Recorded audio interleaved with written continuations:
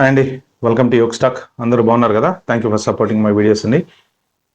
August 14న యూఎస్లో అంటే Washington డీసీలో రీసెంట్గా గొడవలు అవి ఇవి జరుగుతున్నాయి. తర్వాత ఈ ఫెడరల్ పోలీసులు వాళ్ళు వీళ్ళు అంతా హడావిడి అయితే ప్రస్తుతానికి నడుస్తుంది కదా. అయితే యాక్చువల్గా మెట్రోపాలిటన్ పోలీస్ బాస్ ఎవరైతే ఉంటాడో ఆయన పామెన్ స్మిత్ అని ఒక ఎగ్జిక్యూటివ్ ఆర్డర్ సైన్ చేశాడు అనమాట.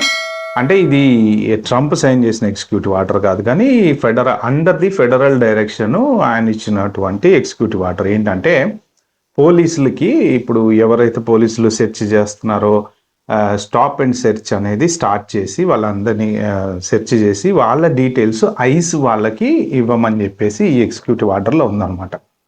అంటే ఏంటంటే ప్రస్తుతం యూఎస్లో ఏదైనా స్టాప్ చేసి సెర్చ్ చేసి మన ఐడెంటిటీ ఏంటి అది ఇది తెలుసుకోవచ్చు. సో ఆ డీటెయిల్స్ నేను ఈ వీడియోలో చెప్తాను. నా ఛానల్కి ఎవరైనా ఫస్ట్ టైం వచ్చినట్టుంటే సబ్స్క్రైబ్ చేసుకోండి. అలాగే నా వీడియోలో నచ్చితే మాత్రం లైక్ చేయండి, షేర్ చేయండి, ఒక లైక్ ఇచ్చి వీడియో స్టార్ట్ చేయండి, ఎందుకంటే వీడియో యూట్యూబ్ ఆటోమేటిక్గా ఫార్వర్డ్ చేస్తుంది. అయితే ఇది ఎందుకు అంటే రీసెంట్గా యూఎస్లో అంత ఇమిగ్రేషన్ మీద బీభత్సంగా ఇవైతే జరుగుతున్నాయి. మన బిగ్ బ్యూటిఫుల్ బిల్లులో చాలా అమౌంట్ యాక్చువల్గా ఇమిగ్రేషన్కి ఎక్కువ కేటాయించారు. దాంతో ఏంటంటే ఐస్లో కూడా ఎంప్లాయ్మెంట్ అనేది పెరిగింది. సో ఇప్పుడు రీసెంట్గా 100,000 మెంబర్స్ ఐస్లో ఎంప్లాయ్మెంట్కి అప్లై చేశారట, ఇది యుఎస్ వాళ్ళ ఫిగర్స్ ప్రకారము. దాంతో ఏంటంటే ఇంకా వీళ్ళు రైడ్ చేయడానికి ఇప్పుడు ఇంతకుముందు అంటే కొంచెం ఎంప్లాయీస్ తక్కువ ఉండేవాళ్ళు కదా, ఇప్పుడు ఫుల్ బీభత్సంగా ఉన్నారు. కాబట్టి వీళ్ళ దగ్గర ఇన్ఫర్మేషన్ ఉంటే వెళ్తున్నారు, తీసుకెళ్ళి డిపోర్ట్ చేసేస్తున్నారు.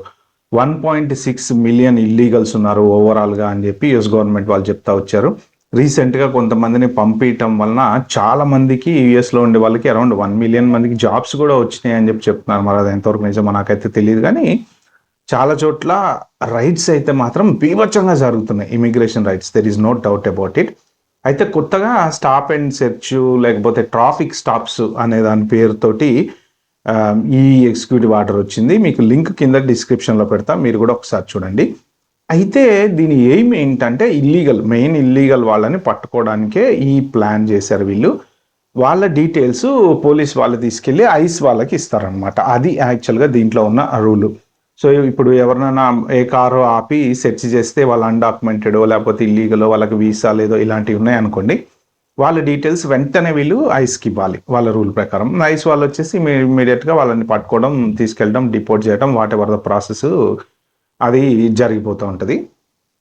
అయితే దీనివల్ల మన H1 వాళ్ళు, F1 వాళ్ళు, ఈ గ్రీన్ కార్డ్ హోల్డర్స్ వీళ్ళకైతే ఎటువంటి ట్రబుల్ అయితే లేదు. కానీ ఇక్కడ స్టాప్ అండ్ సెర్చ్లో కనుక ఒకవేళ మీరు ఐడెంటిటీ ఏదైనా ప్రూవ్ చేసుకోకపోతే సడన్గా ఏదో బయటకు వెళ్తారు పని మీద, టక్కన ఎవరో పోలీసులు ఆపుతారు, సెర్చ్ చేస్తూ ఉంటారు, మీ దగ్గర మీ డ్రైవింగ్ లైసెన్స్ లేదు, లేకపోతే మీ I-94 లేకపోతే ఇంతకుముందు ఒక రూల్ కూడా వచ్చింది కదా, కంపల్సరీ ప్రతి వాళ్ళు కూడా ఏదో ఒకటి అంటే లీగల్ స్టేటస్ కాపీ ఏదో ఒకటి మీరు మీ దగ్గర పెట్టుకుని వెళ్ళాలి అని చెప్పేసి రూల్ అయితే వచ్చింది. అది లేకపోతే ఫైన్ వేస్తాము, లేకపోతే డిపోర్ట్ చేస్తాము, ఇట్లాంటివి కూడా ఇంతకుముందు నేను ఒక వీడియోలో కూడా చెప్పాను నేను. అదైతే మ్యాండేటరీ అనమాట. సో మీరు బయటకు వెళ్ళేటప్పుడు కంపల్సరీ మీ డ్రైవింగ్ లైసెన్స్, కార్లో వెళ్ళేటట్టయితే డ్రైవింగ్ లైసెన్స్, లేదా మామూలుగా ట్రైన్స్లో వీటిలో తిరిగే వాళ్ళు ఎవరైనా ఉంటే మాత్రం మీకు సంబంధించిన లీగల్ కాపీ అయితే కంపల్సరీ పెట్టుకోండి. దట్ ఇంక్లూడింగ్ గ్రీన్ కార్డ్ వాళ్ళు అయినా సరే. గ్రీన్ కార్డ్ ఉంది కదా మాకేముందిలే అనుకుంటే కొన్ని ఎక్స్పైర్ అయిన గ్రీన్ కార్డ్ వాళ్ళు కూడా ఒకళ్ళు ఇద్దరు దొరికారంట, అంటే ఇన్ టైంలో గ్రీన్ కార్డ్ రెన్యువల్ చేసుకోకుండా అలా ఉన్నవాళ్ళు.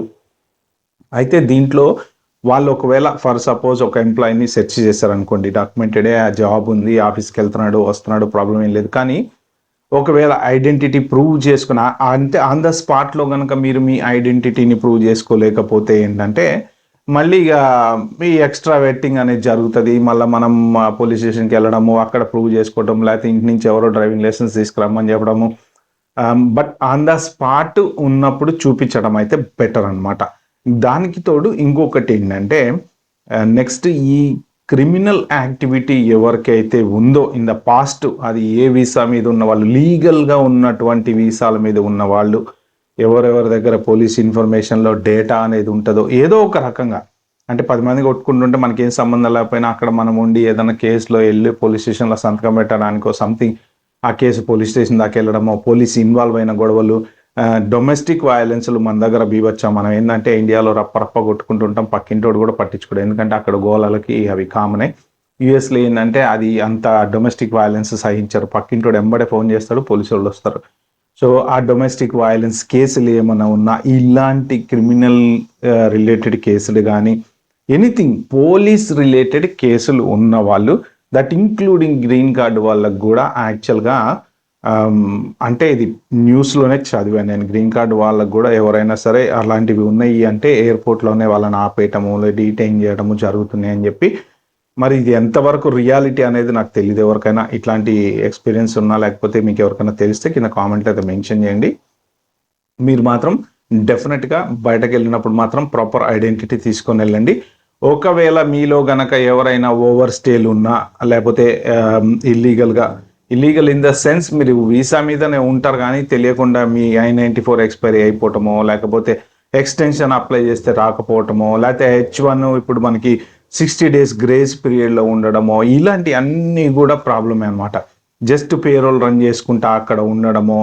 ఎందుకంటే ఇప్పుడు ఎక్స్టెన్షన్కి H1 వాళ్ళ ఎక్స్టెన్షన్కి వెళ్ళినా కూడా బీభత్సమైన స్క్రూటినీ అయితే జరుగుతుంది. అంటే ప్రాపర్గా సైట్ విజిట్లు, ఎంప్లాయ్మెంట్ ఇవన్నీ చాలా హిస్టరీ తీస్తున్నారు, అన్నీ జరుగుతున్నాయి. కాబట్టి ఏంటంటే బయటకు ఎవరైనా వెళ్ళే వాళ్ళు ఎవరైనా ఉంటే జాగ్రత్తగా వెళ్ళండి. కానీ ఇది ఓన్లీ వాషింగ్టన్లోనే అని చెప్పేసి మరి న్యూస్లో అయితే ఉంది. మరి ఇది వాషింగ్టన్తోనే ఆగుతుందా? ఇప్పుడు కొత్తగా 100,000 ఐస్ ఆఫీసర్స్ని తీసుకుంటున్నారంట. మరి 100,000 తీసుకుంటున్నారంటే మోరార్లెస్ కంట్రీ అంతా కూడా వీళ్ళు ఇట్లాంటి ప్లానే చేస్తారు. వీళ్ళ టార్గెట్ మాత్రం ఇల్లీగల్ వాళ్ళని పంపించడం అనేదే టార్గెట్ అని మాత్రం న్యూస్లో ఉంది. బట్ ఆ ఇల్లీగల్ వాళ్ళని పంపించే దాంట్లో గనక ఎవరైనా స్టాప్ అండ్ సెర్చ్ చేసే ఛాన్స్ ఉంటుంది. కాబట్టి ఎవరైనా వీసా హోల్డర్స్ దొరికినా ప్రూవ్ యువర్ ఐడెంటిటీ, లేదంటే మళ్ళీ హెడ్ ఏక్ అనేది అవుతుంది అనమాట. ఓకే ఫ్రెండ్స్, ఇది వీడియోని షేర్ చేసుకుందాం అనుకుంది. వీడియో కనుక మీకు నచ్చినట్టుంటే ప్లీజ్ అండి like, share, subscribe my channel. Thank you.